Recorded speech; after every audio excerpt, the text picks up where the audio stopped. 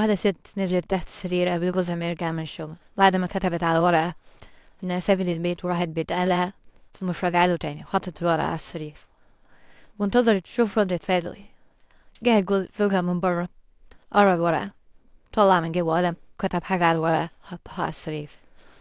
بعدين بدأ يغير هدومه وهو بيغني كأن مفيش حاجة حصلت. مسك التليفون واتكلم: أيوة يا حياتي، أنا بلبس هدومي دلوقتي وجاي على الطريق، انتظريني. الحمد لله. مراتي انكشفت من البيت وراحت على بيت أهلها، وربنا ما رجعها تاني، كانت عشت معاها زي الزفت. يا ريتني قابلتك انتي قبل ما شفتها. المهم بص ساعة وكون عندك حياتي. وخرج الزوج من البيت.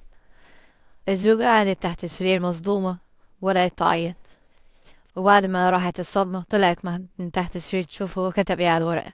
تتفاجئ ان هو كاتب لها: رجليكي باينة من تحت السرير يا هبلة، رايحة اجيب غدا وباين تكوني طلعتي من تحت السرير ووصلتي وشك من العياط اللي انت فيه.